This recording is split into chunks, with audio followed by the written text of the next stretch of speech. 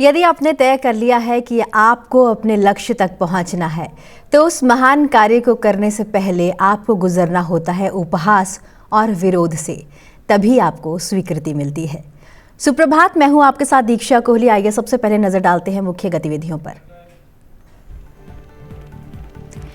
संसद ने पारित किए 3 ऐतिहासिक विधेयक। नई आयकर व्यवस्था, खेल सुधार और भारतीय बंदरगाह विधेयक को हरी झंडी।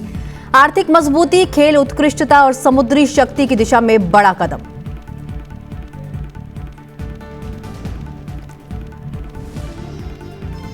प्रधानमंत्री नरेंद्र मोदी और उज़्बेक राष्ट्रपति मिर्जियोवेव के बीच बातचीत। द्विपक्षीय संबंधों को मजबूत करने पर रहा फोकस। व्यापार, निवेश और क्षेत्रीय सहयोग पर हुई चर्चा। सेमीकंडक्टर क्रांति की ओर भारत का बड़ा कदम। सरकार ने 4 चिप प्लांट को दी मंजूरी। 4,594 करोड़ का निवेश। ओडिशा, पंजाब और आंध्र प्रदेश में लगेंगे संयंत्र। तकनीकी आत्मनिर्भरता की रफ्तार होगी तेज।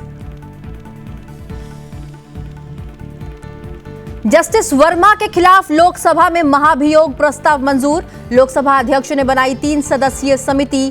जांच प्रक्रिया के लिए पैनल करेगा सभी पहलुओं की समीक्षा। संसद में संवैधानिक प्रक्रिया का सख्ती से पालन।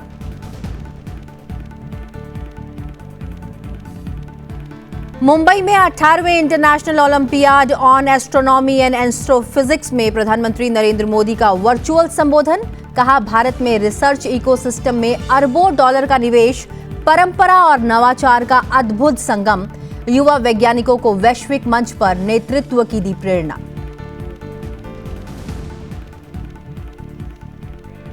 संसद से कराधान विधि संशोधन विधेयक 2025 और आयकर संख्याक 2 विधेयक 2025 को मंजूरी मिल गई है। आम जन की सहूलियत को ध्यान में रखते हुए इस बिल को संसद के दोनों सदनों में लाया गया था, जिसमें लोकसभा से इसे पहले ही मंजूरी मिल गई थी। कल चर्चा के बाद राज्यसभा में इसे मंजूरी देते हुए लोकसभा को लौटा दिया गया था। बता दें कि वित्त मंत्री निर्मला सीतारमण ने दोनों विधेयकों को उच्च सदन में चर्चा के लिए पेश किया। इसके बाद विभिन्न दलों के सदस्यों ने चर्चा में हिस्सा लिया और बिलों को लेकर अपने सुझाव और विचार रखे। इसके बाद चर्चा का जवाब देते हुए वित्त मंत्री ने कहा कि सरकार ने आयकर से जुड़े कानूनों को सरल और लोगों के हित में बनाया है। The July budget 2024, we are simplifying the whole tax law itself so that compliance will be easy. Even that is a very big step, as I said. And for that, when allocation of time also has been given, opposition is failing its duty in serving the people of India that they don't want to participate in this discussion, neither in Lok Sabha nor here. So, having said all this, I want to say, to remove any confusion in the minds of anybody, this amendment and bringing in a new law in the place of old 1961 aims at simplifying the language, the lucidity which is required for anyone to understand it, no anomalies or any overlapping language that leads to misinterpretations. So this aims at only that. There are no new rates being brought in here, no tax issues which are being brought in here. That will come every year as it does in the finance bill. This is purely for making the documents simpler. They reflect a new simplified approach for tax administration. This learner more focused law is designed to make it easy to read, understand and implement.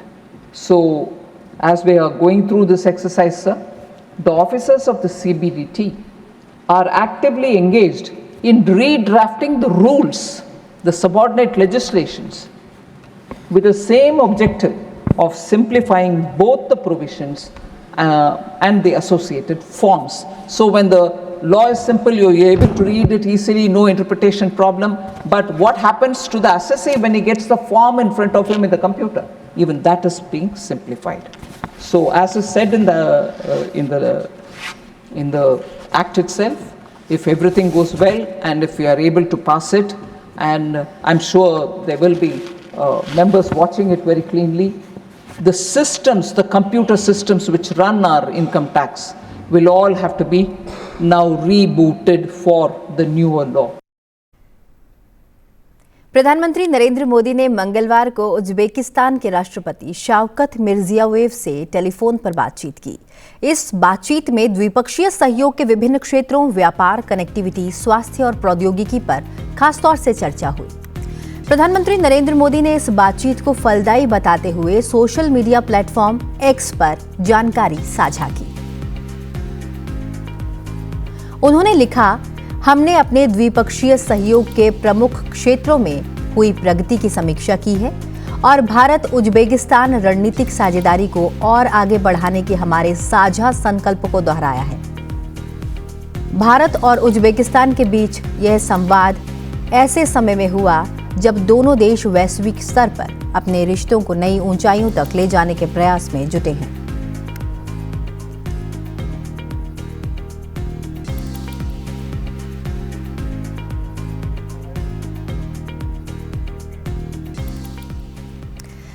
Cash कांड मामले में justice Verma को हटाने के प्रस्ताव पर लोकसभा अध्यक्ष ओम बिरला ने 3 सदस्यीय समिति गठित की है। समिति में सुप्रीम कोर्ट और हाई कोर्ट के एक जज और एक कानूनविद शामिल होंगे। कल लोकसभा में लोकसभा अध्यक्ष ने इलाहाबाद हाई कोर्ट के न्यायाधीश यशवंत वर्मा को कदाचार के मामले में पद से हटाने के प्रस्ताव पर 3 सदस्यीय समिति के गठन की घोषणा की। ये स्पष्ट है कि दिल्ली उच्च न्यायालय के मुख्य न्यायाधीश ने न्यायमूर्ति यशवंत वर्मा के विरुद्ध शिकायत को गंभीर प्रकृति का पाया और उक्त निर्णय के पैरा 33 के तहत परिकल्पित इन हाउस प्रक्रिया का पालन किया।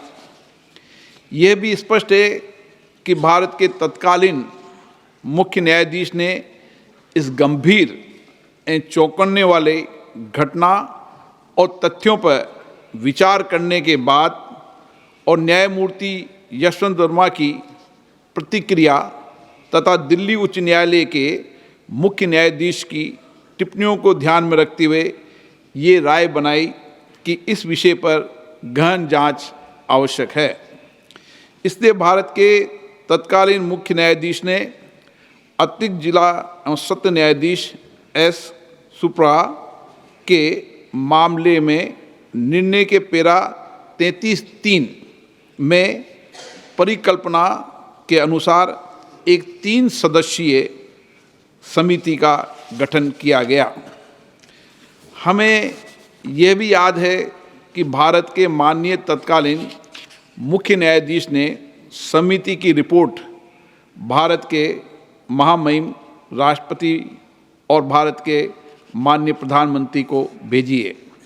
ये स्पष्ट है कि भारत के माननीय तत्कालीन मुख्य न्यायाधीश ने अतिरिक्त जिला एवं सत्र न्यायाधीश एस सुप्रा के मामले में फैसले के पैरा 33(7) के प्रावधानों के अनुसार कार्य किया है, जो स्पष्ट रूप से भारत के तत्कालीन मुख्य न्यायाधीश की राय को दर्शाता है कि पैरा 33(3) के तहत गठित समिति की रिपोर्ट में पाए गए आरोप इस प्रकृति के हैं कि उक्त न्यायाधीश को हटाने की कार्रवाई शुरू करने की आवश्यकता है। उपयुक्त तथ्यों के अवलोकन और सार्वजनिक रूप से उपलब्ध तथ्यों, न्यायमूर्ति यशवंत वर्मा के कब्जे वाले और उनके नियंत्रण में स्थित आधिकारिक परिसर से जली हुई नकदी की बरामदी और उसे हटाने से संबंधित परिस्थितियों की स्वतंत्र रूप से जांच करने के बाद हम स्वतंत्र रूप से यह भी पाते हैं कि भारत के संविधान के अनुच्छेद 124 के साथ पठित अनुच्छेद 217 और अनुच्छेद 218 के तहत हटाने की प्रक्रिया न्यायाधीश अधिनियम 1968 और उसके तहत बनाए गए नियमों के अनुसार शुरू की जानी चाहिए। बेदाग चरित्र और वित्तीय बौद्धिक ईमानदारी न्यायपालिका में एक आम आदमी द्वारा रखे गए विश्वास की नींव है।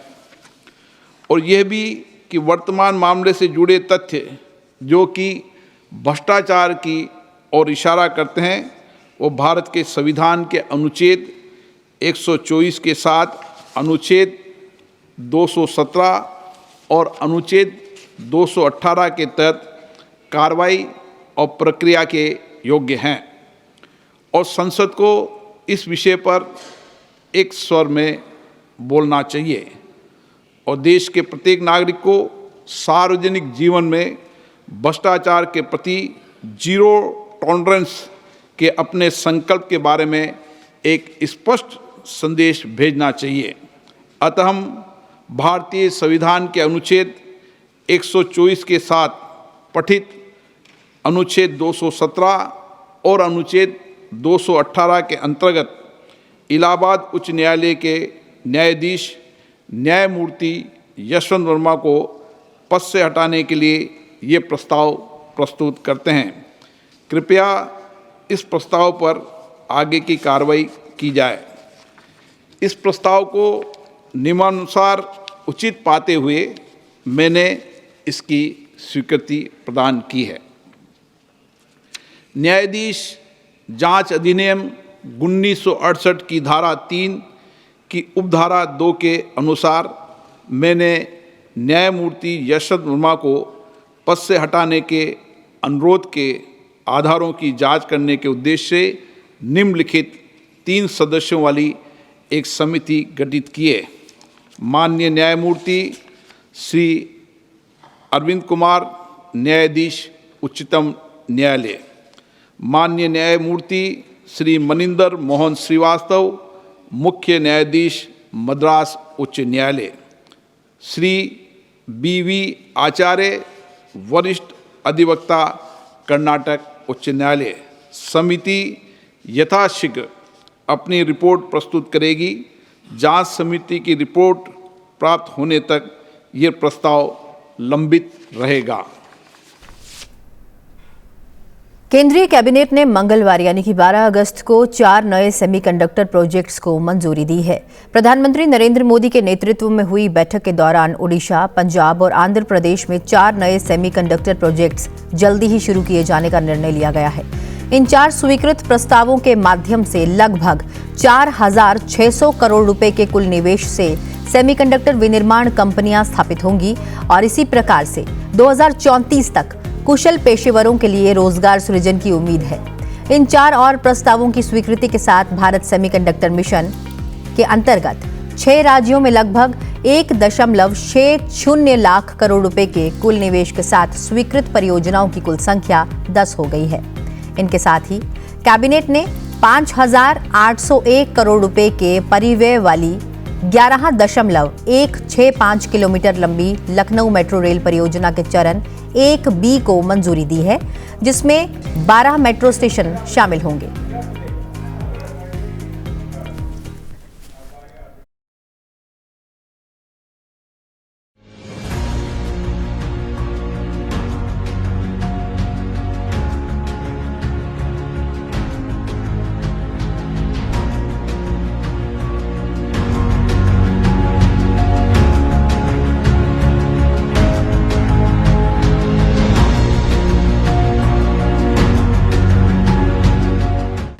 आज 4 सेमीकंडक्टर प्रोजेक्ट्स अप्रूव हुए हैं, 2 उड़ीसा में, 1 पंजाब में और 1 आंध्र में।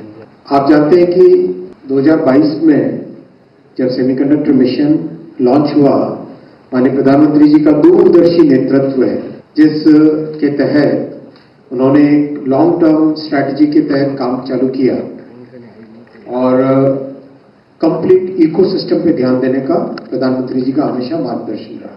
और साथ ही साथ जो इलेक्ट्रॉनिक्स मैन्युफैक्चरिंग अपनी बहुत अच्छी आगे बढ़ी है, उससे भी सेमीकंडक्टर की डिमांड लगातार बढ़ती जा रही है। लखनऊ मेट्रो का फेज 1B बहुत इंपॉर्टेंट है। लखनऊ बड़ा शहर है, वहाँ पर मेट्रो की बहुत जरूरत है, तो यहाँ पर हुआ 5,801 करोड़ रुपए से। तो इस फेज से काफी बड़ी संख्या में पैसेंजर्स मेट्रो का लाभ उठा सकेंगे और नागरिकों के लिए बेनिफिट होगा। इस प्रोजेक्ट को 5 साल में कंप्लीट किया जाएगा। Uttar Pradesh metro rail corporation, जो कि भारत सरकार और उत्तर प्रदेश सरकार का एक जॉइंट वेंचर है, वो इस प्रोजेक्ट को एग्जीक्यूट करेगा। मंगलवार को लोकसभा से भारतीय पत्तन विधेयक 2025 भी पारित हो गया। पत्तन पोत परिवहन और जलमार्ग मंत्री सर्बानंद सोनोवाल ने इस बिल पर विचार और इसे पारित करने का प्रस्ताव रखा। इसके पश्चात सदन ने विधेयक पर संक्षिप्त चर्चा की। अपने जवाब में केंद्रीय मंत्री सर्बानंद सोनोवाल ने कहा कि इससे बंदरगाहों के विकास, इससे जुड़े कानूनों को व्यवस्थित करने और समुद्री तटों को बेहतर उपयोग के साथ ही समुद्री व्यापार करने में आसानी प्रदान करेगा। The Indian Port Bill 2025 is our answer to this challenge. It is the product of extensive consultation with coastal state, industry stakeholders and the public, embodying the spirit of cooperative federalism. Sir, the bill contains 11 chapters and 85 clauses that mainly focus on optimum utilization of India's coastline by promoting integrated planning and strategic development of our port through a robust consultative framework between the state and the center. This bill introduces several forward-looking reforms. Number one, integrated planning. It statutorily establishes the Maritime State Development Council, a recommendatory body to facilitate integrated long-term planning and data-driven decision-making across all ports. Dispute resolution. The bill introduces state-level dispute resolution committees to provide a fast, efficient and transparent mechanism for resolving port-related dispute. वहीं इसी के साथ एक और महत्वपूर्ण bill को लोकसभा से कल मंजूरी मिली। खान आवंटन खनन क्षेत्र का लाभ आम लोगों को दिलाने और इसमें पारदर्शिता लाने वाले विधेयक खान और खनिज विकास एवं नियमन संशोधन विधेयक 2025 को कल लोकसभा से पारित कर दिया गया। बता दें कि केंद्रीय कोयला और खान मंत्री जी किशन रेड्डी ने खान और खनिज विकास एवं नियमन संशोधन विधेयक 2025 ने चर्चा और पारित करने के लिए पेश किया गया। उन्होंने कहा कि देश में रोजगार बढ़े और आदिवासियों और खनन क्षेत्र के लोगों को इसका लाभ मिले, इसके लिए विधेयक में आवश्यक संशोधन किए गए। आदरणीय प्रधानमंत्री नरेंद्र मोदी जी के मार्गदर्शन में इस एक्ट में 6 अमेंडमेंट्स, बहुत महत्वपूर्ण अमेंडमेंट्स आज संसद के सामने, जो माइनिंग सेक्टर के हित के लिए, जो देश के आज जो डिमांड है, माइनिंग सेक्टर के द्वारा रोजगार बढ़ना चाहिए, माइनिंग सेक्टर के द्वारा देश के क्रिटिकल मिनरल्स मिलना चाहिए। आज जो भारत में माइनिंग सेक्टर के देखते हुए आज इस बदलाव लाए गए। अध्यक्ष जी, 2015 से पहले जो पार्टी सत्ता में थे, जो माइन्स का अलॉटमेंट कैसा होता था, सफेद पेपर के ऊपर कुछ लोग लिख के देते थे, आज माइन्स अलॉटमेंट होता था। आज स्थिति क्या है, 2015 से आज तक एक भी ऐसा इंसिडेंट नरेंद्र मोदी जी के नेतृत्व में माइनिंग सेक्टर में एक इंसिडेंट नहीं है। पूरे ट्रांसपेरेंसी के साथ, पारदर्शिता के साथ आज माइनिंग सेक्टर रिफॉर्म्स लाया गया नरेंद्र मोदी जी के नेतृत्व में। राज्यसभा ने राष्ट्रीय खेल शासन विधेयक 2025 और राष्ट्रीय डोपिंग रोधी संशोधन विधेयक 2025 को ध्वनिमत से पारित कर दिया। सदन में चर्चा के दौरान विभिन्न दलों के सदस्यों ने अपने विचार और सुझाव रखे। विधेयकों पर चर्चा के बाद खेल मंत्री मनसुख मांडविया ने जवाब दिया। उन्होंने कहा कि देश में खेलों को बढ़ावा देने के लिए खेलो इंडिया जैसे कार्यक्रम शुरू किए गए हैं। रूट स्पोर्ट्स के साथ जुड़ा हुआ है और ये हमारे पास क्षमता है। सवाल इतना ही है कि उसको एक इकोसिस्टम देना, उसको अवसर देना। मोदी जी ने यही काम करा है और इसलिए खेलो इंडिया के द्वारा, फिट इंडिया के द्वारा हमारे देश में एक स्पोर्ट्स की इकोसिस्टम क्रिएट करने की कोशिश करी। उसका परिणाम आज हमारे सामने है और यही प्रधानमंत्री जी है, केवल कहा नहीं है, करके दिखाया है। एक दशक पहले केवल देश में 1200 करोड़ का स्पोर्ट्स का बजट था। आज मुझे बताते हुए खुशी हो रही है कि 4000 करोड़ से नज़दीक का बजट से खर्च करके हमारे देश के युवा एथलीट को प्रोत्साहित कर रहे हैं। स्पोर्ट्स डेवलपमेंट फंड के लिए केवल 28 करोड़ रुपया का खर्च करा जाता था, आज 187 करोड़ रुपया का खर्च स्पोर्ट्स डेवलपमेंट के लिए करा जाता है। हमारे देश के एथलीट जिसमें टैलेंट है, कंपटीशन में जीते हैं, लेकिन इंटरनेशनल कंपटीशन में पार्टिसिपेशन करे, ऐसे एलिट एथलीट की सूची करके टारगेट ओलंपिक पोडियम स्कीम में उसको शामिल करके उसको हर तरह का एक्सपोजर मिले, उसके लिए सुनिश्चित करा जाता है कोई संसाधन की कमी ना हो। मेरे देश के ट्राइबल क्षेत्र से निकलने वाले युवा हो, एथलीट हो, उसकी क्षमता हो, लेकिन आर्थिक संसाधन नहीं है, तो मोदी जी ने कहा है कि आपको रुकना नहीं है, आपको आगे बढ़ना है। 4000 से अधिक देश के एथलीट को आर्थिक संसाधन उपलब्ध करा के उसको सेंटर ऑफ एक्सीलेंस में, नेशनल इंपॉर्टेंट इंस्टीट्यूट में, स्टेट इंपॉर्टेंट इंस्टीट्यूट में रख के उसकी व्यवस्था करी जा रही है। बढ़ते हैं अगली खबर की ओर। प्रधानमंत्री नरेंद्र मोदी ने 18वें अंतर्राष्ट्रीय ओलंपियाड में अपने विचार रखे। एक वीडियो संदेश के माध्यम से उन्होंने कहा कि खगोल विज्ञान और खगोल भौतिकी पर वैज्ञानिक जिज्ञासा को बढ़ावा देने और युवाओं को सशक्त बनाने के लिए भारत प्रतिबद्ध है। मुंबई में आयोजित इस ओलंपियाड का उद्देश्य खगोल विज्ञान और खगोल भौतिकी पर वैज्ञानिक जिज्ञासा को बढ़ावा देने और युवाओं को सशक्त बनाना है। उन्होंने कहा, प्रधानमंत्री ने कहा कि भारत में नवाचार परंपरा में निहित है, जहां आध्यात्म और विज्ञान साथ साथ चलते हैं और जिज्ञासा रचनात्मकता को बढ़ावा देती है। आइए सुनते हैं उन्होंने क्या कहा। India is deeply committed to nurturing scientific curiosity and empowering young minds. Over 10 million students are understanding STEM concepts through hands-on experimentation in Atal Tinkering Labs. This is creating a culture of a learning and innovation. Today, we host one of the world's highest astronomical observatories in Ladakh. At 4,500 meters above sea level, it is close enough to shake hands with the stars. Our giant meter wave radio telescope in Pune is one of the world's most sensitive radio telescopes. और सुप्रभात में वक्त हो चला है आपसे विदा लेने का, लेकिन जाते जाते छोड़े जाते हैं आपको एक खास जानकारी और उससे जुड़ा एक शानदार video.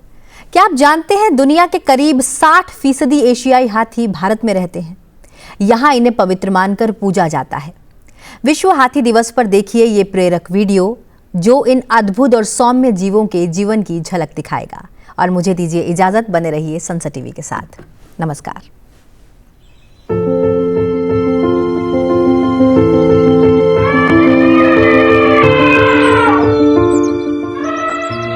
India is a country where protecting nature is a part of culture. This is why it has many unique achievements in wildlife conservation. With only 2.4% of the world's land area, India contributes about 8% of the known global diversity.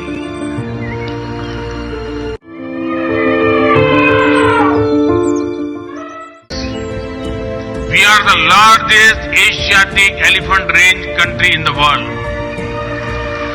India shelters nearly 60% of global population of Asiatic elephants. This makes India a global leader in elephant conservation. Under the leadership of Prime Minister Shri Narendra Modi, elephant protection has become a national priority. Flagship initiatives like Project Elephant are raising awareness and ensuring protection. Use of technology like early warning systems and AI-based monitoring, along with training and community engagement, is helping reduce human-elephant conflict and foster coexistence. Elephant habitats also act as carbon sinks and biodiversity hotspots, critical to fighting climate change. On this World Elephant Day, let us all renew our pledge to protect these majestic creatures and ensure their safe future.